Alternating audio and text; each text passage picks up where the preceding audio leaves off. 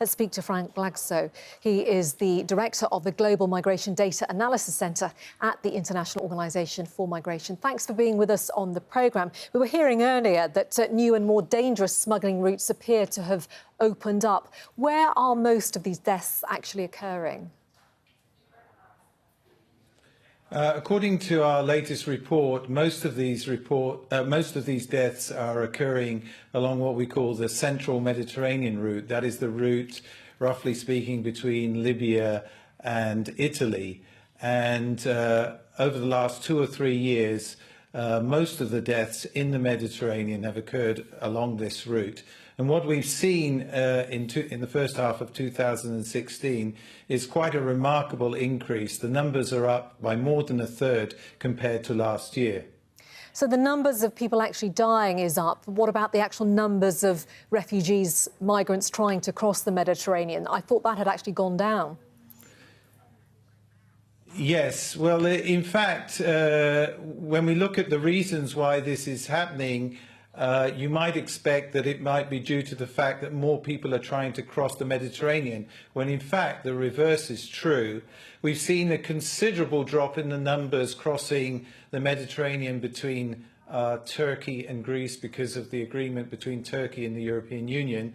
But along the central Mediterranean route, which is a route used mainly by migrants from sub-Saharan African countries, we've seen the numbers remain fairly stable. But the risk of death has increased substantially during the course of this year.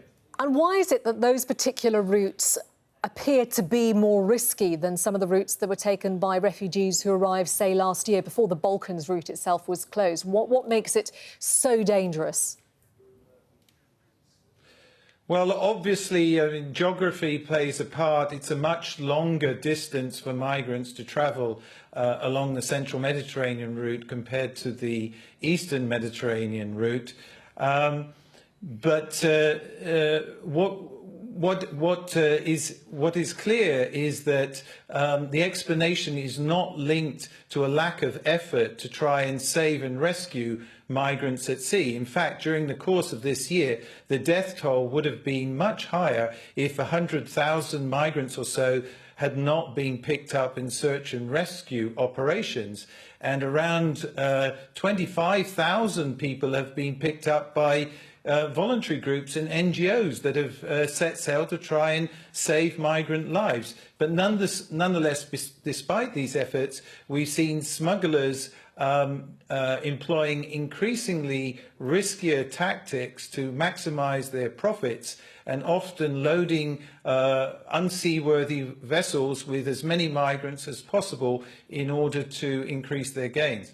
And in your opinion, what should be done? Is it a fact that the smugglers are the people that international organisations should be going after? Would that actually stop the problem? Would that stop so many people trying to cross? Well, we argue in IOM that there is no one single solution to this problem. We will need to take a mixture of measures. First of all, let's get the whole situation in perspective. We're talking roughly about 150,000 migrants from Africa who try to enter or arrive in Europe each year in the last 2 years. That's 150,000 people out of a population in Africa of around 1.2 billion people. So we're dealing with a manageable problem. And part of the problem is identifying why some of the migrants are willing to take these huge risks. One of the things we need to do is obviously offer greater opportunities for these migrants at home, but we also need to open up new legal channels for work in European countries. And we're talking about still a relatively small number of people who might be looking for work. In addition, IOM is currently developing a number of information campaigns across Africa to try and warn migrants about the risks and the dangers that they face along their journeys and their routes across the African desert and across North Africa, and then on to Europe across the Mediterranean Sea. Good to get your perspective. Frank Laczko joining us there from Berlin. Thanks for your time.